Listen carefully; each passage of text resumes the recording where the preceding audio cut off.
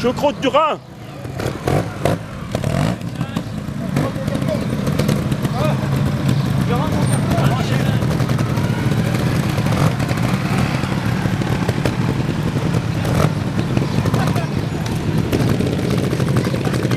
Qui fait le malin tombe dans le ravin. Après je me rattraper, ouais. Qui fait le malin tombe dans le ravin. Oh putain.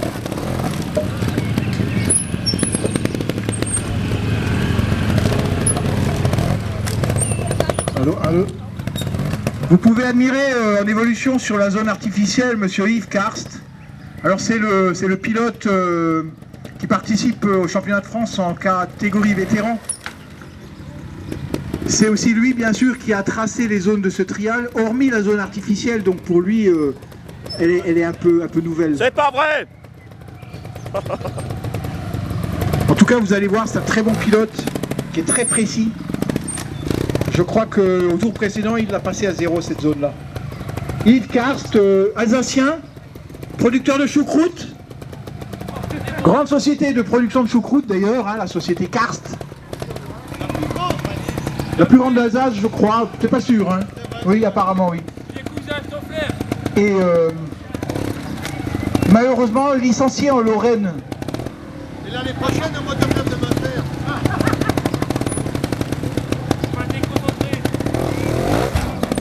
Alors, à cette heure-ci, ils sont déjà fatigués, bien sûr. Ils viennent de faire 2 fois au moins, parce que c'est son 2e tour. Ils ont fait 11 zones multipliées par 2.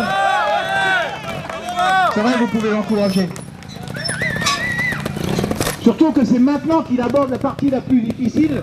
Dans le fond de la zone, là-bas, les buses sont très étroites. Elles font 40 cm de large ou 50 cm de large. C'est pas grave, il y en a 3, les triples buses et Karst, ça fait la paire. Et en plus, c'est une zone ce qu'on appelle un passage négatif. La roue peut s'encastrer dans le fond quand même. Ils passent sont carstés. C'est très difficile, il est très concentré là. Vous pouvez l'applaudir, l'encourager. Allez Yves! Allez Yves! Allez. Reste au-dessus du tuyau. Rentre pas dedans.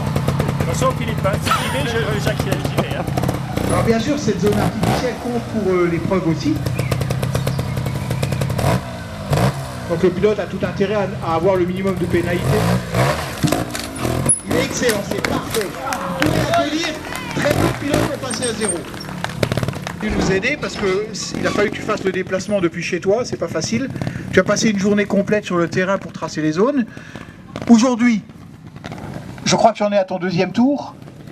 Je ne vais pas te demander tes impressions, mais je veux te demander je veux te demander ce que tu as entendu, vu, vécu ici, et où tu en es actuellement dans le championnat de France. Alors effectivement, ce qu'il faut dire aussi, c'est remercier toute la municipalité pour nous laisser évoluer sur son bon terrain. C'est pas toujours évident au milieu des vignes, mais je tenais quand même à les remercier parce que c'est vrai que le trial de plus en plus on a du mal à organiser, non seulement par manque de bénévoles, mais aussi par manque d'administration qui sont prêtes à faire l'effort d'accueillir les motards chez eux. Voilà, donc moi ce que j'ai retenu, ce que j'ai entendu pour le moment, c'est que les zones sont relativement bien, c'est ce que je dis, c'est pas parce que c'est moi, mais la petite pointe négative, c'est plutôt qu'elles sont un peu longues. Pour nous, S1, effectivement, elles sont bien, nous, il nous faut un peu de longueur et de la difficulté, mais pour le catégorie inférieure, elles sont peut-être un peu longues, donc ça risque d'être physique. Voilà. À savoir aussi que les zones ici, c'est toujours un peu pareil.